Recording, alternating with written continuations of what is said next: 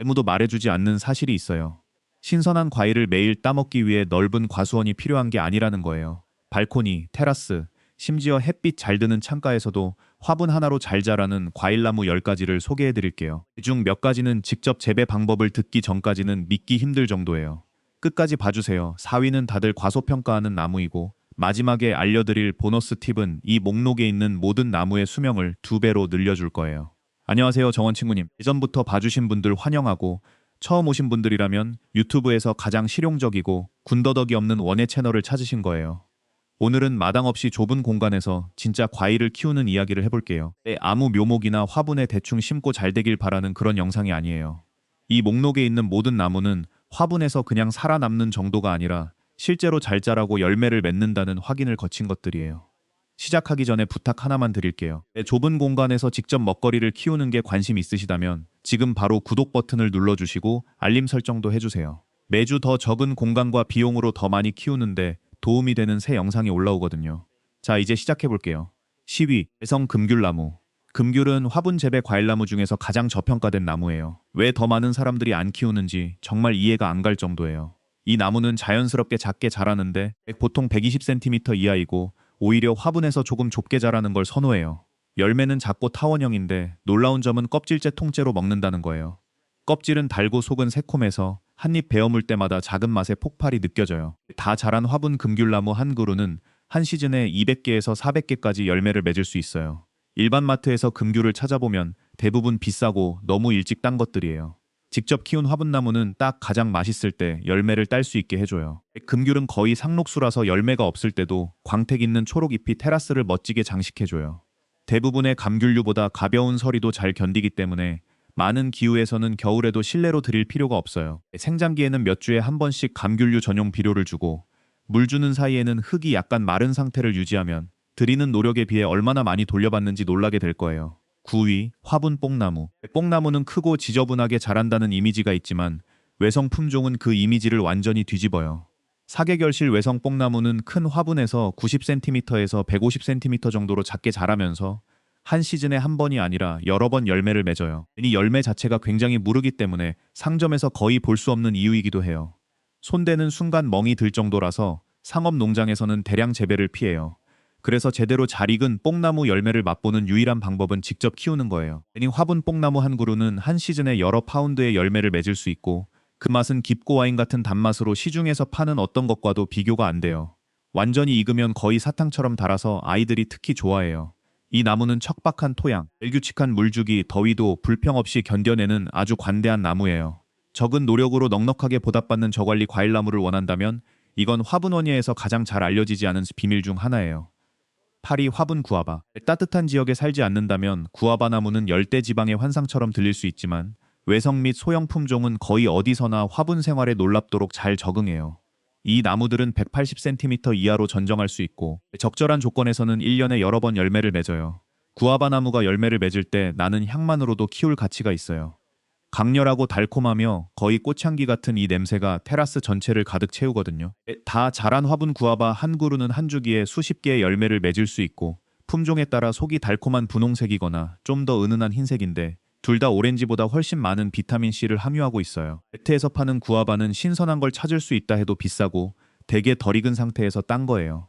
화분 구아바는 가지에서 자연스럽게 익게 놔둘 수 있어서 구아바 본연의 맛을 경험하는 유일한 방법이에요. 이 나무는 꾸준한 습기와 약간의 추가 온기를 좋아하기 때문에 더 추운 지역에서는 남양 벽 근처에 두거나 겨울에는 실로 들이면 큰 차이가 생겨요.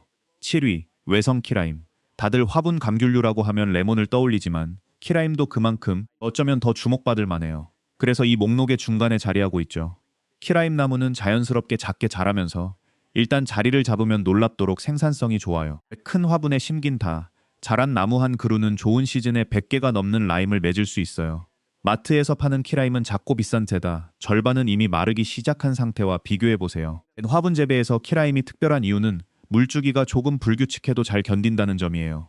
물을 한번 빠뜨리면 시무룩해지는 다른 감귤류와 달리 키라임은 빠르게 회복해요. 또한 충분히 따뜻한 조건에서는 1년 내내 반복해서 꽃을 피우기 때문에 이 같은 나무에서 여러 익음 단계의 라임을 동시에 볼 수 있어요.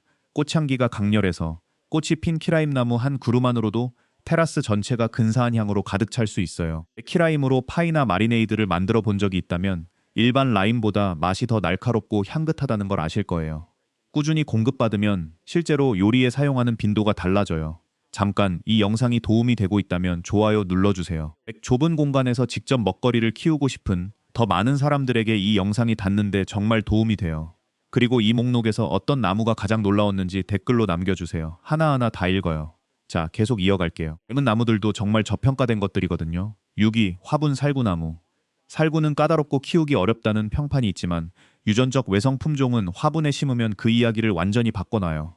이 나무는 보통 180cm 이하로 자라고 자가 수분이 가능해서 한 그루만 있어도 되며 마트에서 파는 것과는 비교도 안 되는 풍부한 맛의 완전한 크기 살구를 맺어요. 살구는 배송 중 가장 쉽게 손상되는 과일 중 하나라서 마트에서 사는 살구는 딱딱할 때 따서 제대로 익지 못한 채로 팔리는 경우가 대부분이에요. 화분 살구나무는 이 문제를 완전히 해결하는데 열매가 가지에서 바로 익으면서 마트 살구에서는 거의 볼 수 없는 짙은 주황색과 강렬한 단맛을 만들어내기 때문이에요. 다 자란 화분나무는 한 시즌에 20개에서 30개 정도의 살구를 맺을 수 있는데 별것 아닌 것 같아도 실제로 맛보면 각각의 열매가 마트에서 산퍼석하고 맛없는 살구 서너 개의 가치를 한다는 걸 깨닫게 돼요. 살구는 제대로 열매를 맺으려면 어느 정도 겨울 저온이 필요하기 때문에 따뜻한 기후에 산다면 화분 재배용으로 개발된 저온 요구량이 낮은 품종을 찾아보세요. 이른 봄에 피는 꽃도 아름다운데 잎이 나기도 전에 피는 섬세한 분홍빛과 흰빛 꽃이 장관이에요. 5위 화분 감나무. 감은 좋아하거나 아니면 신선한 걸 먹어본 적이 없는 호불호가 갈리는 과일 중 하나인데 화분에서 직접 키우는 게 그동안 놓쳤던 걸 발견하는 가장 좋은 방법이에요. 외성 및 반외성 감나무 품종은 화분에 아름답게 적응하면서도 완전한 크기의 열매를 맺어요. 감나무를 화분에서 키우는 게 특별한 이유는 가을철 풍경 때문인데 잎이 선명한 주황색과 빨간색으로 물들고 잎이 떨어진 후에는 마치 작은 등불처럼 열매가 맨가지에 매달려 있어요. 테라스에 둘 수 있는 것 중 가장 아름다운 것 중 하나예요. 다 자란 화분 감나무는 좋은 시즌에 50개에서 100개의 열매를 맺을 수 있고 신선한 감은 꿀 같은 단맛을 가지고 있어서 아직 익기 전에 팔리는 떨은 감과는 완전히 달라요. 이 나무는 한번 자리를 잡으면 가뭄, 척박한 토양, 방치에도 대부분의 과일나무보다 훨씬 잘 견디는 저관리 나무예요. 근사한 관상용 볼거리와 이웃들이 거의 키워본 적 없는 독특한 과일을 동시에 원한다면 감나무가 정답이에요. 4위 외성 천도복숭아 나무. 다들 이 나무를 놓치고 있다고 생각해요. 천도복숭아는 일반 복숭아 과수원과 같은 공간이 필요할 거라고 생각해서 간과되지만 유전적 외성 천도복숭아 품종은 화분을 포함해서 120에서 150cm 정도로만 자라도록 특별히 개발됐어요. 이건 미니어처나 이상한 맛이 나는 버전이 아니라 완전한 크기와 완전한 풍미의 천도복숭아를 맺어요. 이 나무가 목록 중간에 자리한 이유는 천도복숭아는 매끈한 껍질 때문에 배송 중 손상에 특히 취약해서 마트 진열대에 도착할 즈음에는 대부분 멍들고 상한 상태이기 때문이에요. 즉 마트에서 산 천도복숭아는 거의 대부분 덜 익은 상태에서 딴 거라 결국 맛이 평범해요. 화분 천도복숭아 나무는 이걸 완전히 뒤집는데 열매가 가지에서 완전히 익기 때문에 처음 맛봤을 때 과즙과 단맛의 차이에 정말 놀라게 돼요. 다 자란 외성 천도복숭아 나무는 한 시즌에 30개에서 50개의 열매를 맺을 수 있고 나무가 워낙 작게 유지되기 때문에 새들로부터 보호하는 그물망 작업도 큰일이 아니라 몇 분이면 끝나요. 이 나무는 하루 최소 6시간의 완전한 햇빛이 필요하고 다른 핵과류와 마찬가지로 아기 열매 일부를 일찍 쏟아내면 남은 열매가 더 크고 달게 자라는 효과를 볼 수 있어요. 3위 화분용 라즈베리 재해석. 엄밀히 말하면 나무가 아니라 덩굴성 관목이지만 딸기와 마찬가지로 압도적인 생산성 덕분에 이 자리를 차지할 자격이 있어요. 화분용으로 특별히 개발된 사계결실 라즈베리 품종은 초여름과 가을 한 세트의 줄기에서 1년에 2번 수확할 수 있어요. 라즈베리가 3위에 오른 이유는 신선한 라즈베리는 마트에서 가장 비싼 과일 중 하나이면서도 가장 실망스러운 과일 중 하나이기 때문이에요.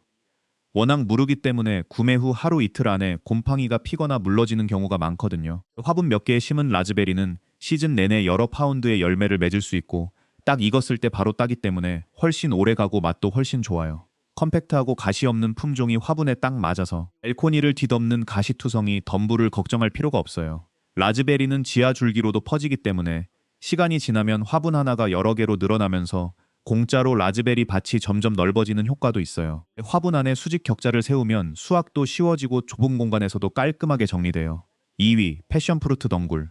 화분용 결실 식물로 잘 생각하지 못하는 경우가 많아서 사람들이 놀라는 항목이에요. 그렇지만 외성 및 화분용 패션프루트 품종은 격자를 세워주면 화분에서도 확실히 열매를 맺고 일단 시작하면 멈추지 않아요.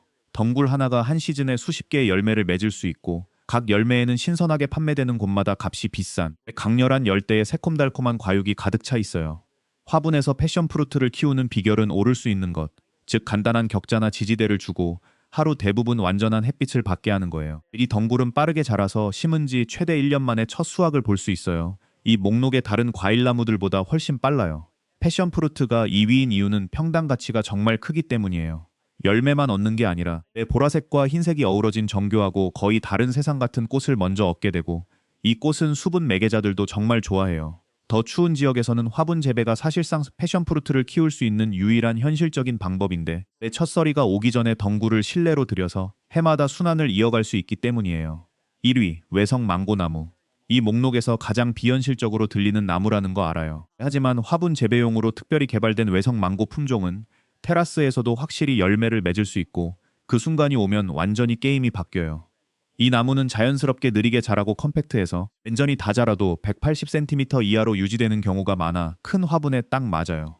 망고가 1위인 이유는 다 자란 화분 망고나무 한 그루가 품종에 따라 한 시즌에 10개에서 30개의 열매를 맺을 수 있는데 제품 없는 미니어처가 아니라 완전한 크기의 매우 향긋한 진짜 망고이기 때문이에요. 마트에서 파는 망고는 거의 항상 운송을 견디도록 딱딱하고 덜 익은 상태로 따서 인위적으로 후숙시키는데 그래서 절대 제대로 된 맛이 나지 않아요. 네모에서 완전히 익어서 딱 맞는 순간에 딴 망고는 수천 킬로미터 떨어진 곳에서 배송된 어떤 것으로도 재현할 수 없는 깊고 거의 향수 같은 단맛을 가지고 있어요. 네, 맹고나무는 인내가 필요해서 눈에 띄는 열매를 보기까지 보통 3년에서 4년이 걸리지만 지금 나무를 심느냐 아니면 평생 비싼 수입 망고를 사 먹느냐의 선택이에요. 추운 지역에서는 겨울에 이 나무를 실내로 들여야 하는데 그게 바로 화분 재배가 잘 맞는 이유이기도 해요. 원래 자랄 수 없는 기후에서도 진짜 열대나무를 보호할 수 있는 유연성을 얻을 수 있으니까요. 자, 약속드린 보너스예요. 이 목록에 있는 모든 나무가 앞으로 몇 년 동안 더 잘 자라게 만들어줄 팁이에요. 바로 뿌리 다듬기와 분갈이예요. 대부분의 사람들은 과일나무를 화분에 심고 나면 그냥 무한정 그대로 두는데 이게 바로 많은 화분 과일나무가 몇 년 후 열매를 맺지 않게 되는 이유예요. 2, 3년마다 나무를 화분에서 꺼내서 바깥쪽 뿌리를 약 2.5cm 정도 다듬고 흙을 새로 교체한 다음 같은 화분이나 아주 약간 더 큰 화분에 다시 심어주세요. 이렇게 하면 나무가 뿌리로 가득 차서 스트레스를 받는 걸 막아주고 흙 속 영양분을 새로 채워주며 나무가 그냥 살아남는 데 에너지를 쓰는 대신 열매를 맺는 데 집중하도록 유도해요. 저도 몇 년 전부터 제 화분나무 전부에 이걸 하고 있는데 열매 생산량의 차이가 정말 극적이었어요. 시간만 조금 들이면 되는데 대부분의 사람들은 이 방법을 들어본 적조차 없어요.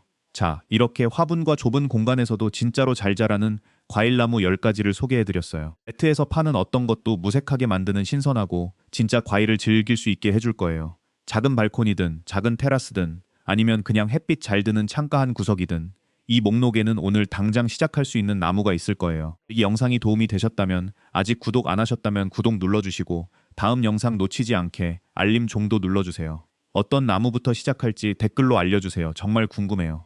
이 시간 함께 해주셔서 감사해요. 정원 친구님. 이제 가서 멋진 걸 키워보세요.